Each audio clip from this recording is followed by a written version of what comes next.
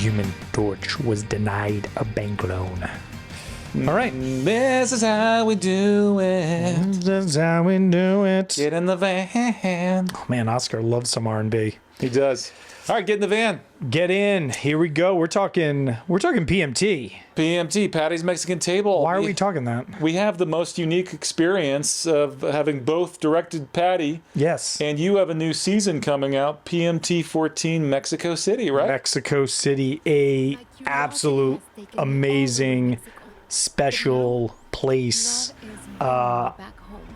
I could not, for anybody watching this, if you have not been to Mexico City, I could not recommend that place more. It is incredible, chaotic, wonderful, all in one. Beautiful. It's fantastic, yeah.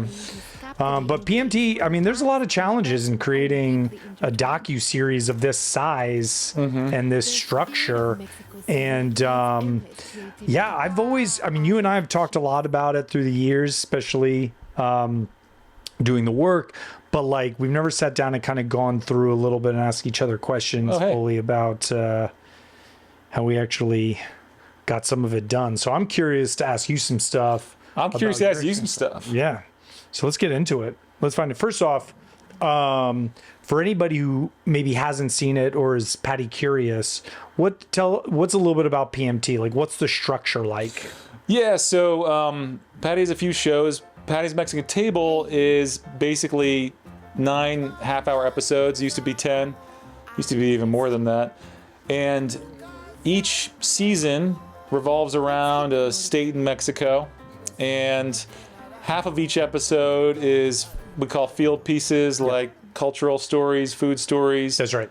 And then half is in her kitchen where she teaches you how to make the thing that we got to, try in Mexico City or wherever. That's right. And it's kind of changed over the years. Some years it's 10 episodes, usually around 30-minute episodes. This year for PMT we did 9 episodes. Last year was 9. I think season 11 we did 10. Yeah, and then the episode length is about 30. It's technically 26 minutes or 26:46. 26:46 is a very specific number, but PBS. But it's a lot, man. I mean, 9 episodes of almost 30 minutes each. There's a lot to kind of think through. So let me ask you this. Yeah, let's jump in. Because it's Mexico City is the season coming out. So how do you even begin to shape a season in pre-production? Yeah. Well, like, where does it start? Yeah, well, everything starts with finding the location. So once we knew we were going to Mexico City, which Patty finds. Yeah. So we don't have to find that. We launch into heavy story research. So we brought on a fantastic local producer named Sarah who lived in Mexico City, and immediately started working with her. And so we need to come up with roughly, I think you were the same. For 9 episodes, we try to find somewhere between 21 to 25 stories that are flushed out, fully researched. We've gotten approval. We've talked to them. But going into selecting those 21 to 25, we found, I don't know, probably like 120 stories in Mexico City. Yeah. Just like when you go to different states, right? You're not, Mexico City is made up of all these little neighborhoods, just like any major city would be. And so we want to make sure we're canvassing the city appropriately, like where you don't want all the stories coming from this one location, just like when you go to Yucatan or whatever, you don't want all the stories coming from one area in that state. You got to mix it up. So it starts with kind of trying to find all these stories. We had like 120. They were all broken down based on location. And then from there, you start whittling, right? Like you start pulling out the ones that are really interesting. There's probably a few that are like, oh my gosh, these are no-brainers. We should definitely try to do this. And there's some that are like, these kind of fit some bill. What's like an example of a story that is a dud that you're like, I don't think I want to do that? And what's an example of one that you're like, oh, we're definitely doing that? That's a good question, because now I'm having to like go back to the ones that we like threw out that it's been so long. Maybe don't worry about those so much. But what's this? What's like a story that you're like, that has everything we want? Yeah, Patty's story. So immediately we found these stories in this area of Mexico City called Xochimilco, and this is an area that think of Mexico City, whatever you envision, probably. Maybe it's busy streets, maybe it's typical city like sky rises, whatever. This is not that. This feels like you were in the country. There's canals. There's a ton of agriculture. So it's really visual. Yeah. So immediately, as soon as it got brought up, we knew that this visual element was going to be so unique compared to the rest of the episodes that we like had to find 2 stories that revolved just in Xochimilco, because we knew visually we're going to be on boats in the morning, traveling through canals, looking at things that are like ancient and old. And well, let me ask you this. Yeah. So you find this amazing, beautiful, unexpected story in Mexico City. It's a Mexican cooking show. So like, how do you make sure that the food gets worked into the story? Yeah. That's because you got the culture. You got like, you could find a cool dude, right, or woman, but do they cook, or are they cooking something that's we want on the show? Like, how do you work that in? Yeah. Well, sometimes you don't. I mean, you have to, right? You have to. You always have to have a food element to it. Like, it is required, and it has, because that's what's going to link us back to the kitchen. But some stories don't have food elements. So in this case of Xochimilco, it did. But not in the way you think. Like, this is like almost like farmland, where they've been doing this very specific type of agriculture for a very long time. So one of the food elements was cooking with vegetables that were pulled right from this land. Awesome. Yeah. And so then we were able to go back in the kitchen, kind of link it back. Other ones, though, didn't have a strong food tie as much. So, for example, one of the final episodes, which is one of my favorite, revolves around Patty's Jewish ancestry. And so we walked the streets in the area that had to do with her Jewish past, and then what she cooked in the kitchen had to do with the type of food that she would make with her grandmother. Right. So, but we weren't with a chef being like, let's cook these things. Yeah. So it wasn't quite as strong, but it's something you always have to think about. Yeah. You always have to think about it. We found all kinds of creative ways to like try to add the food in later if we found a really cool story. Like sometimes it was just, I remember we were this border town that Americans would cross over to get like dentist work done for cheap. And so we want to do a story about that. And what we do is like find a food truck and just like, that's where everyone lined up after they got their cavities filled. Right. And we just talked to people, and they were all Americans. Just, it was like a medical tourism. Oh, that's wild. So it was a cool story, and we were just like, sometimes, and Patty always says this funny thing, which is just be like, let's just make a taco. Like, and like, so you can find, and then there's stories that are all about the food. You find a family that's got this recipe that's been, or a restaurant that's been around for 40 years. The funny thing I realized after all my seasons with Patty was in Mexico, it seemed like 40 years was the amount of time before you were legit as a restaurant. It was like, our family has owned this for 40 years. It's always 40 years. Yeah. It's funny. Yeah. That's so, I mean, and then, so we were talking about kind of like the pre-production of finding the stories and the prepping. Like, does theme play a role? For you, for your seasons, did theme come in? We felt like for Mexico City, the theme kind of emerged while we were shooting. Like, we had some theme, but then everywhere we went, this kind of reoccurring Mexico Magico theme kind of kept repeating itself within the stories that we shot. People would tell it to us. We'd tell it to people, and it was this just kind of cool thing. And so it kind of started emerging that way. It's always super loose. I mean, the tie is the geographic region, and there's certain themes that emerge with the food. Yeah. And, Chihuahua was very beef heavy. Yucatan had chocolate, and what else was there? Like habanero salsa, Yeah. which was like we became addicted to. But you know, you learn a little bit of the history, and you start to find that theme throughout. We did a lot of hacienda kind of history and things like that, and jungle stuff, and a lot of indigenous stories. But it is very loose, you know, and you're putting these stories together. You have dozens of stories to choose from, and you're trying to figure out a way how is it gonna, you know, each episode gonna play, and how are we gonna keep each episode different? Mm-hmm. So Yeah, because you know, you're with so many episodes, you need to make sure that it's really kind of taking shape and that you're not repeating things from one to the next. So what's the biggest logistical challenges with filming in Mexico City? Like production things you guys have to solve. Yeah. Well, the number one that maybe some of the viewers wouldn't know about, because you watch the show and the way we build it, it looks so seamless. Like even like that's the goal. You and I, right? Like you and I both know that there are major challenges, but like you wouldn't necessarily know it. And one of the big ones for us in Mexico City was definitely the permitting process.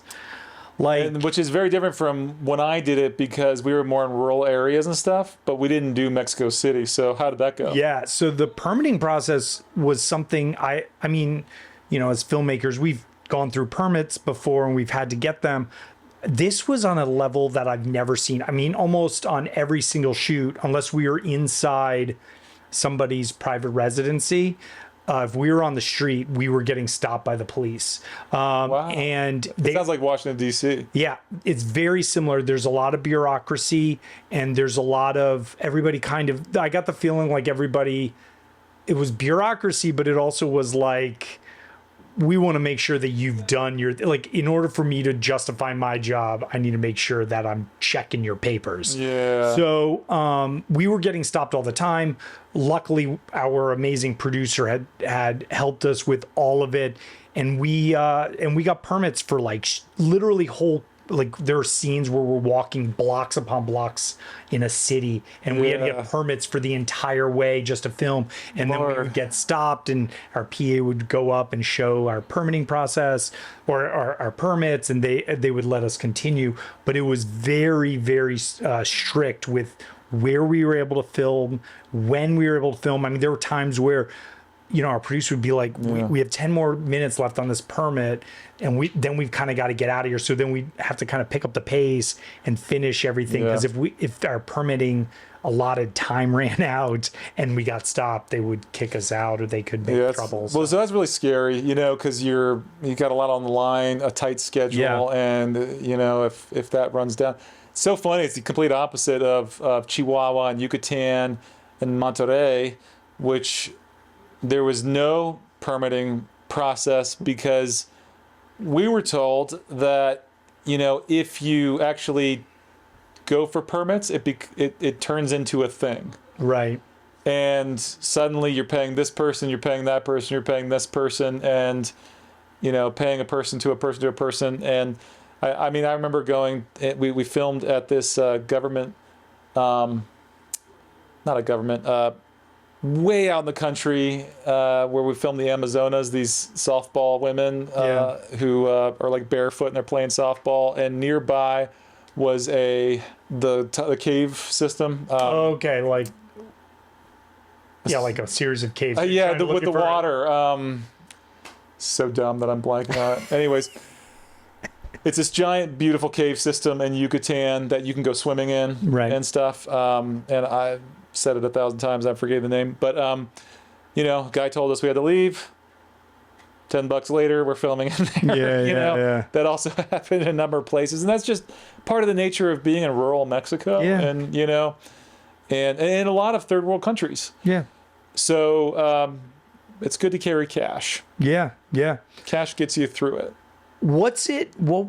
Were you in situations where it was like ultra chaotic? Like, you know, it's one thing to film inside of, say, like a home, and everything's contained and it's just the crew and then the subjects. It's another to be in, say, like a market or like a very vibrant place. Did you film in any of those? Because you were in like the craziest market of all time in Mexico We City. were in the craziest ones. We went to this one, Darren, I've never seen a market of this size. It was called like Central de Abastos, and it is, unless you've been there, it is the biggest, like it is the size of like a city. It is like the size of Baltimore, like downtown Baltimore. Isn't it like a couple miles long? It's like, Yeah, it's I can't remember. It's in the piece how many city blocks it is. Yeah. But it is massive, and they sell everything. It is the busiest market. And then they have these runners that run things everywhere. And they call with these carts that they call like little devils, and they do not care that you're there. You just have to get out of the way because they'll yell and they'll come screeching by. You know, they're zipping by, and they did not care that we're filming. You know, sometimes, you know, you get in place and they're like, "Oh, you're filming," like, of course, like that's whatever. like India or something. Yeah, just like, they just are like, "We've got a job to do," and so you have to get out of their way very quickly, and they'll be like yelling at you as they're like running by. So I remember like being on John, our DP's back. I had one. Our producer had had Kike, our other cinematographer. And just like literally there'd be somebody running up, and I'm just pulling John to the side while we're filming. And in the edit, you feel the chaos around them, but we're not jerking the camera out seeing it, but it was madness. It was just like, that sounds insane. Pandemonium. I mean, so we didn't do anything like that. We did a lot of crazy stuff. I think, you know, the toughest shoots are like when you're just I remember in Chihuahua in a barbecue place, and it should have been a simple shoot, but like people just walking around everywhere, like trying to get the food, and just like waiters, and you know, and then you know, you try to save a table for the interview, but you know, it gets taken, and then you have like 20 minutes. I mean, I think for me, so that there's a lot of chaotic situations. We got stuck one time in the desert with no cell service when somebody who hosts the show drove into a ditch. But it turned into a really fun segment, and it was part of it. But I think, like, you know, just the time crunches that we work in are really chaotic. I mean, you have 10 days to film all this stuff with a little time off for the crew, and we shoot like 2 stories a day, which is even more than we did in journalism, right? So you've got to be really structured, and you really got to get it. And when you're in these restaurants, and like, you almost just have to let go and like let things happen. But sometimes it just doesn't work out. Like in that barbecue place, you know, like we couldn't get the cameras in the right position because it was so small, and there was 100 people trying to get barbecue. Yeah. And then you sit down for the interview, and like the lights just awful, like the different lighting scenario in there, and you can't really set up lights. So those are like the most chaotic moments that we were in, but the market sounds nuts. Yeah, I'm grateful. You know what, like, I wonder if you felt this way, like you're in these places and you've done all this research and you're there and you're trying, you have a very tight schedule, because like every day. That's where this name "Get in the Van" comes from. Right. It's like literally every day you're just like, "Get in the van, guys. We got to go to the next spot." Yeah, because if you're, you know, I'll pick on our DPs a little bit. If your DPs are doing it right, they're fighting for every piece of video that they can get. Like, I want them being like, one more shot. Like, this is beautiful. I just saw this. But you're also like, we are 20 minutes, we're at 45 minutes behind schedule. Get in the van. And the sun's going down. 2-hour drive, and we have to check into our hotel, and we have to do all these things. And there's like a police checkpoint somewhere in the country. Right. And you're just like, get in and we'll talk about it. Yeah. But in those moments, I'd be very grateful of like, our editing past and our like past of filmmaking, because I would be able to assess in real time if we had it. if we had everything for the edit, or or is this a place where it's like, if I pull them now, even though we're 20 minutes behind schedule or whatever, if I pull them now, I'm really taking from Paul to pay Peter, or whatever the saying is. Right. Like, the editing is going to hate us because we're not going to have it. And it was in those moments I was grateful, because I could be like, take the extra 10 minutes, let's get these shots, make sure we cover ourselves, and then we're going. But you only have 10 minutes, and then you could like kind of. I'd be curious to know if you had a process for when you would get coverage. So like, I had this system worked out where, you know, we would do Patty's coverage, then we would cover the restaurant and get beauty shots while John got drone. We get portraits and stuff. Like, did you have a specific lineup of shots, or is each one kind of different? Yeah, each one's kind of different a little bit, because it'd be based on the scenario. And you know, I remember, I feel like Stan Heist, the great Stan Heist, said this one time, that moments are like milk. You know, they have a shelf life. Oh, I was wondering where you're going with that. Yeah. Shelf life, I remember. I don't remember the milk. Yeah, and so I say that not because, but that's how I would end up structuring, I think, my coverage is obviously like certain things like shots of the building outside. These can be recorded anytime for the most part, unless you're fighting daylight or something. But other things like you're in the moment and you don't want to forget, you know, this thing happened, and we need to make sure we get this right now because we have the people right here, and if we let everyone go. So it's kind of like, yeah, you let them do their thing. Patty would do her thing with the people, and you kind of structure it, but then it's like before we would move on, sometimes I would be like, I'd stop before we move on and finish out that. Other times I'd let them move on and I'd come back to it if I felt like we could do it that way. But it would always kind of start central and then kind of build out.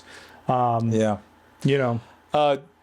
You know, speaking of chaotic moments, I remember, you know, beauty shots could always be really hard to get. Yeah. Because you have to make the food look beautiful, but you'd be back in some kitchen where it's like bad fluorescent lighting and no windows, and like, you know, it's crowded and waiters are trying to get stuff. So how did you handle that? Like, I think we used a quasar, and you know, we would or we'd try to find a window or something like that. A lot of natural light, like, you know, you really try. We had some quasars on set, and we had, I think, a small, like an aperture 300D we had on set, so that we could like pop that up if we needed. And yeah, and it's not just the food beauties. Like, we always needed portrait shots of the characters. We always needed drone shots. So I was always trying to carve that out.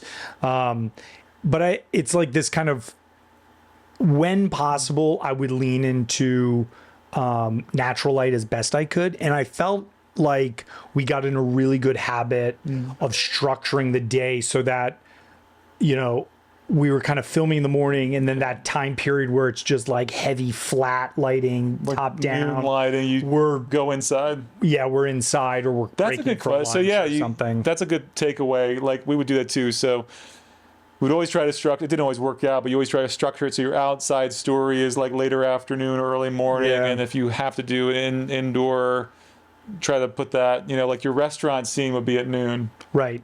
So that's right. Yeah. We're inside. We can control the lighting a little bit more. The top down doesn't matter. Yeah. You know, but you don't want to be in a farm field at 1 o'clock in punishing sun, because lighting won't be flattering. Sometimes that happens. But we have that in Yucatan. We had a day where we were at this plantation, and where they grow everything, and it was like 110 degrees. We did an outdoor barbecue midday in like Monterey.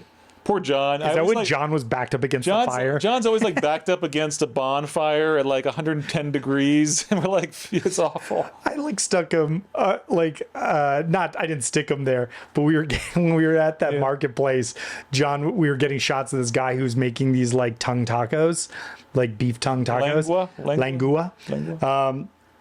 And I was like, John, we need a shot around the back, like over his shoulder. And so it's like a really tiny stall. And so John's wedged into this corner. There's a huge vat of just like some sort of liquid soup, like the thing's being cooked in, and it's just pumping out steam that's going directly all over John. And he's just like trying to get a series of shots. And I'm, but it's like, this is where it's like, he's stellar, the crew's stellar. They're like, this is what needs to happen. And it pays off, because when you watch it, you're like, oh yeah, like those are some great shots, The word I was looking for was cenote. I don't know how I forgot that. The water cave. Right. Where we, were able to film in. I mean, you get to do some pretty incredible stuff, but it is demanding. And you have to go with the flow. I mean, like, there's some long days, but there's also some like, how did I get here days too? Yeah. Well, let's take it into post-production, because we have a few minutes left. Yeah. Like, anything that stood out to you in post. This is, your first season taking this on, and how did you stay on top of all the episodes, and how did the crew work in post? Yeah, the crew's been fantastic. Becca, Rachel, our editors, they are just team. They're a great team. They have a very good system of organization, which is king in it.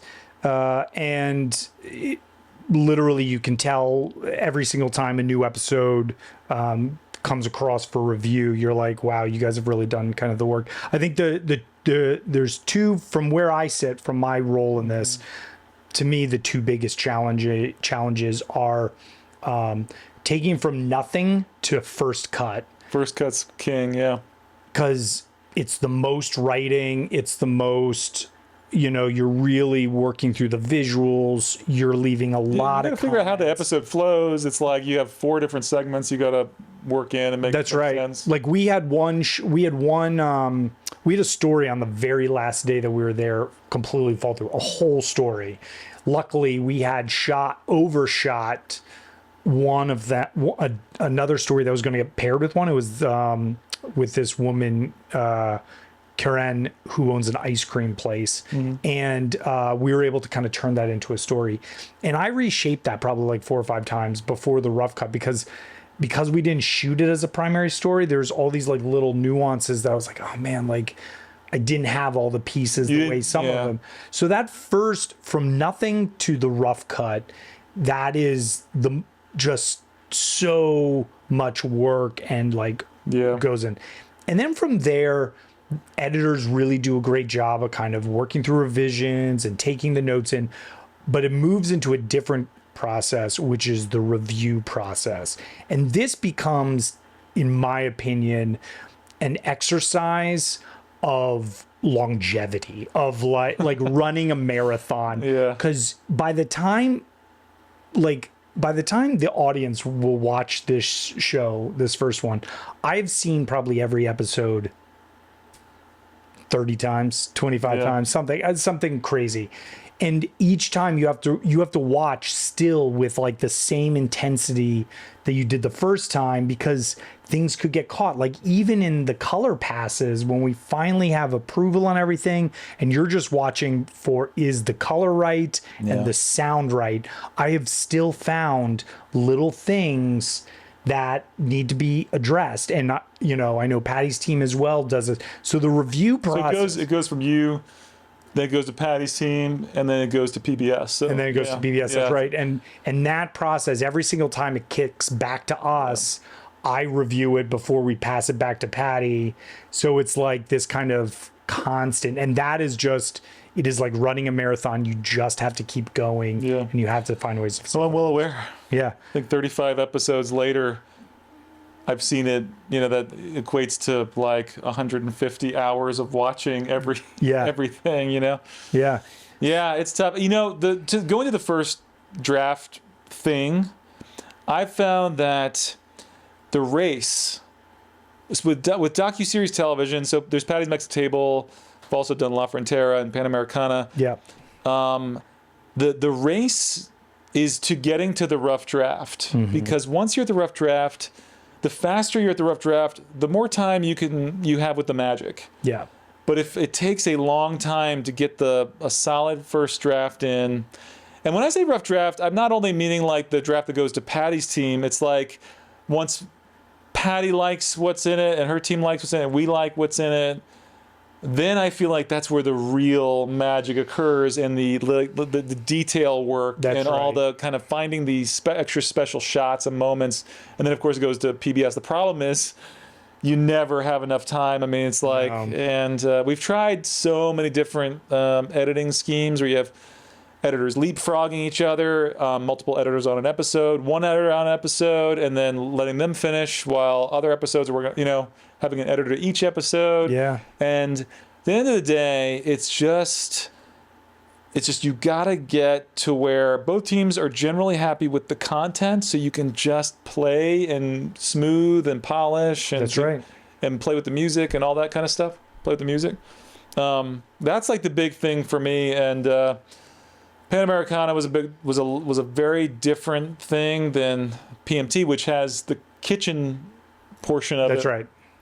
And you can kind of accordion that length out. If your field pieces are a little short, or if your field pieces are long, you can do, well, you're always adding to the kitchen part. But yeah, it's not easy, and it really, everyone on your team has to be awesome in order to get to that rough draft, because everybody's playing a role in writing, everybody's playing a role in editing, everybody, there's so many different hands in the soup. I think what you just said to me is like the largest thing that I was so appreciative this season, and I'm curious if you felt the same way, but like, it is the docu-series by nature is so large, you cannot do it yourself.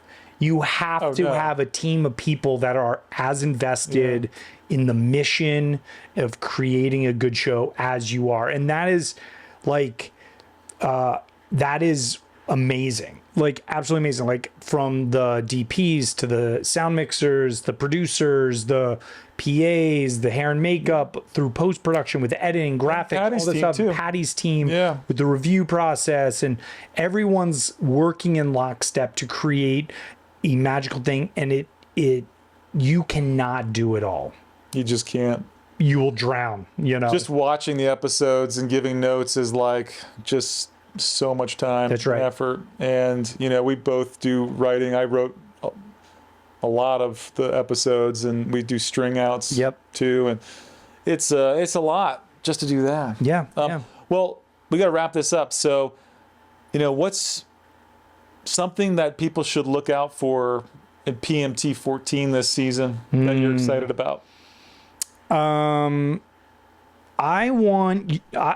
think everybody, as they watch this season, I'm hoping they fall in love with Mexico City and go there. I've known a few people who have gone since I've gone, and I hope that I mean, of course, the recipes that Patty makes in the kitchen are delicious. I've made a few of them at home, but really, I hope you watch this and you say, Mexico City is more than what I thought it would be, and I'm aching to go down there and visit, because it is absolutely beautiful, is incredible people, and the most diverse, crazy environment, landscape, chaotic at times, but beautiful. So, heard to hear, watch it. Yeah. So, well, check it out. It's premiering very shortly, and if you like getting the van and hearing these, insider conversations, we're going to be evolving over time. But we try to get one out every week. So like and subscribe. Comment if you have any questions. We'll do our best to answer them. That's right. 100% we'll answer them. Comment Cenote in the Cenote. Damn. I hate when I forget stuff. Yeah, me too. And get out of the van. See you later. That's great. Uh-oh, what was that? I don't know, but let's get out of here.